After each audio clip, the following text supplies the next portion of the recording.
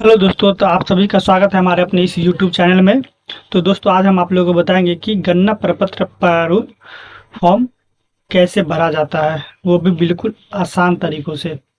तो दोस्तों, सबसे पहले आपको ये फॉर्म ले लेना है जो आपको बीएलओ के द्वारा मिलेगा। दोस्तों, जो अभी जो है सो बीएलओ के द्वारा सभी के घर घर घर जा करके ये फॉर्म जो है सो बीएलओ प्रदान कर रही है।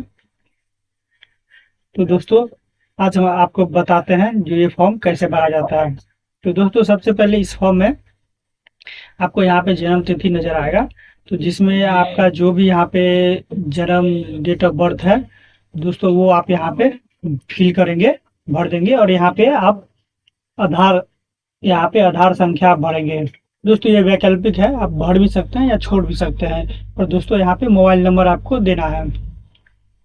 उसके बाद दोस्तों, यहाँ पे आप अपने पिता का नाम देंगे और यहाँ पे ईपिक नंबर। दोस्तों, अगर ईपिक नंबर नहीं है तो आप यहाँ पे इसे भी छोड़ सकते हैं। और दोस्तों, यहाँ पे फिर माता का नाम है तो यहाँ पे माता का नाम आपको देना है। और यहाँ भी आपके पास उपलब्ध है तो ईपिक नंबर दे सकते हैं, नहीं तो छोड़ सकते हैं। और दोस्तों, यहाँ पे अगर आपका जीवन साथी है तो आप अपने जीवन साथी का नाम देंगे, यदि उपलब्ध हो तो, नहीं हो तो इसे छोड़ सकते हैं। और दोस्तों, इसका भी ईपिक नंबर अगर उपलब्ध है तो दे सकते हैं, नहीं तो इसे भी छोड़ सकते हैं। अब दोस्तों, यहाँ पे इस फॉर्म में ये कहा गया है पहले नंबर पे, यदि दोस्तों यहाँ पे पहले नंबर में तो कहा गया है कि 18 वर्ष से अधिक आयु होना चाहिए और साधारण जो है सो निवासी हूँ, मतलब जिस पते का निवासी हूँ और मैं भारत का नागरिक हूँ, तो वही यहाँ पे चिन्हित करेंगे। दोस्तों, सबसे फर्स्ट में यहाँ पे आ गया है जो मेरा जन्म भारत में 1/7/1987 के पूर्व हुआ है, यानी दोस्तों 1/7/1987 के पहले जिसका भी जन्म हुआ है, तो दोस्तों उसको जो है सो यहाँ पर अपने जन्म तिथि या जन्म स्थान का प्रमाणित करने के लिए नीचे दिए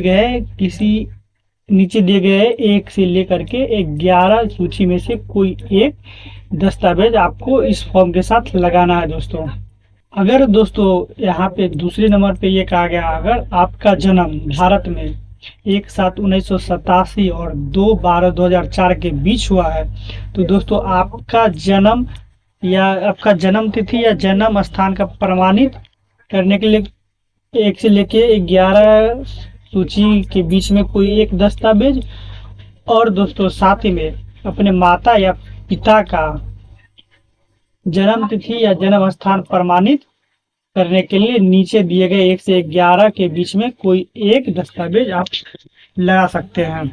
और दोस्तों, अगर इस दोनों में से भी, इस दोनों के बाद अगर दोस्तों यहाँ पे तीसरे स्थान पे दिया हुआ है, अगर आपका जन्म भारत में 2/12/2004 के बाद हुआ है, तो दोस्तों आप अपना प्रूफ 1 से लेकर के 11 की सूची में जो दस्तावेज दिए गए उसमें से कोई एक लगाना है। उसके बाद अपने पिता का प्रूफ, उसी सूची में से कोई एक दस्तावेज आपको अटैच करना है। उसके बाद आप अपने माता का भी जो है सो जन्म तिथि या जन्म प्रमाण पत्र, उसी सूची में से कोई एक दस्तावेज आपको इस फॉर्म के साथ अटैच करना है। तो दोस्तों, जैसा कि आप यहाँ पे देख रहे हैं कि पहला में आपको कहा गया अगर 1987 के पूर्व आपका जन्म हुआ है, 1/7/1987 के पूर्व, तो आपको यहाँ पे एक डॉक्यूमेंट लगेगा जो वो आपका खुद का होगा। और दोस्तों, यहाँ पे दूसरा में कहा गया अगर आपका जन्म 1/7/1987 और 2/12/2004 के बीच हुआ है, तो दोस्तों यहाँ पे आपको 2 डॉक्यूमेंट लगेगा, एक खुद का लगेगा और एक जो है सो अपने माता या पिता का लगेगा। अगर दोस्तों आपका जन्म 2/12/2004 के बाद हुआ है, तो इसमें आपको यहाँ पे 3 से 4 डॉक्यूमेंट लगेगा। जो एक डॉक्यूमेंट है तो आपका खुद का रहेगा, दूसरा अपने आपके पिता का डॉक्यूमेंट रहेगा, तीसरा जो है सो आपके माता का डॉक्यूमेंट रहेगा, चौथा में अगर दोस्तों आपके माता या पिता में से कोई भारतीय नहीं है, तो उसे अपने जन्म के समय जो भी वैध पासपोर्ट और वीजा का जो प्रति होगा दोस्तों, यानी पासपोर्ट या वीजा का जो भी फोटो कॉपी होगा, आप दोस्तों इस दस्तावेज के साथ आपको लगाना पड़ेगा। अगर आपका जन्म भारत से बाहर हुआ है, तो आपको विदेश में भारतीय मिशन द्वारा जारी प्रमाण पत्र इसके साथ संलग्न करना होगा। दोस्तों, तो अब दोस्तों हम बता देते हैं कि एक से लेकर के 11 सूची के बीच में कौन कौन से दस्तावेज हैं। तो उससे पहले दोस्तों यहाँ पे आपको दिनांक भरना होगा, यहाँ पे स्थान भरना होगा और यहाँ पे आपका साइन लगेगा। अगर आप अंगूठा लगाते हो तो आप यहाँ अंगूठा का निशान भी दे सकते हैं। और दोस्तों उसी बीच एक और जो है सो यहाँ पे दे रखा है इंफॉर्मेशन। दोस्तों इसमें इस इंफॉर्मेशन में ये कहा जा रहा है दोस्तों, यहाँ पे इसमें ये कहा जा रहा है जो अगर जो है सो 1/1/2003 के आधार पर जो मतदाता सूची जो निकला हुआ था, अगर उसमें आपका नाम है तो आपको सिर्फ वो मतदाता सूची का जो लिस्ट है उसका आप एक फोटो कॉपी इस दस्तावेज के साथ अटैच करके आप बीएलओ को दे सकते हैं। उसके बाद उसके अलावा कोई भी एक से लेकर के 11 की सूची के बीच में आपको कोई भी डॉक्यूमेंट देने की जरूरत नहीं है। अगर आपका 1/1/2003 में मतदाता सूची में अगर आपका नाम है तो आप सिर्फ उस सूची का फोटोकॉपी आप इस डॉक्यूमेंट के साथ लगाकर आप दे सकते हैं। अगर नहीं है दोस्तों तब आपको 1 से लेकर के 11 के बीच में कोई एक डॉक्यूमेंट लगाना अनिवार्य होगा। चलिए दोस्तों यहाँ पे पहला नंबर पे यहाँ पे दिया गया है किसी भी मतलब केंद्रीय राज्य या पीसीयू से नियमित कर्मचारी द्वारा पेंशनभोगी का निर्गत कोई पहचान पत्र या पेंशन भुगतान का आपको यहाँ पे दस्तावेज देना पड़ेगा। दूसरा में सरकार, स्थानीय प्राधिकरण, बैंक, डाकघर, एलआईसी, पीयूसी द्वारा भारत में 1/7/1987 के पूर्व निर्गत किया गया कोई भी पहचान पत्र, प्रमाण पत्र या दस्तावेज आपको यहाँ पे देना पड़ेगा।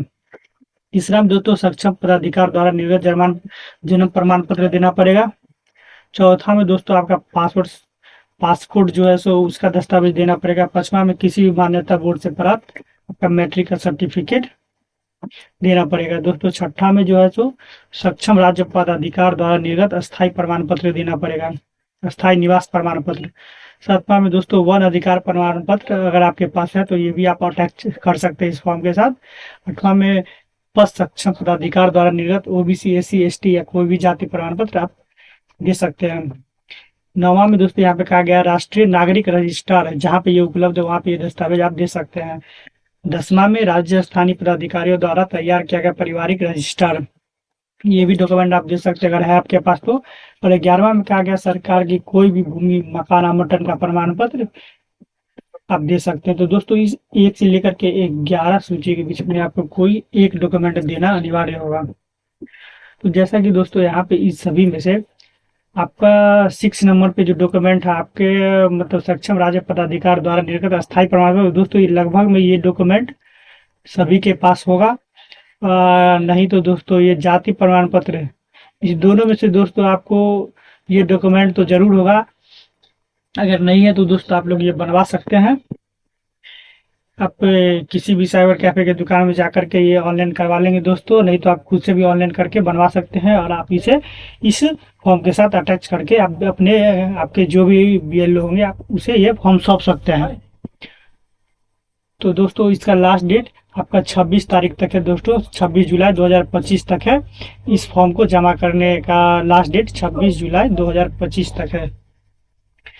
तो दोस्तों यहाँ पर आप आपका जो अस्थायी निवास प्रमाण पत्र है ये, और नहीं तो जाति प्रमाण पत्र है ये, इस दोनों में से कोई एक आप अपलोड कर आप इसके साथ फॉर्म के साथ लगा करके आप दोस्तों दे सकते हैं। अगर आपको दोस्तों इस वीडियो के अंदर आपको कोई भी अगर दिक्कत हो या किसी भी प्रकार की कोई भी समस्या हो या नहीं समझ में आया हो तो दोस्तों आप हमें कमेंट के जरिए आप हमें बता सकते हैं। अगर आपको ये वीडियो अच्छा लगे तो लाइक, शेयर एंड सब्सक्राइब करना ना भूलें।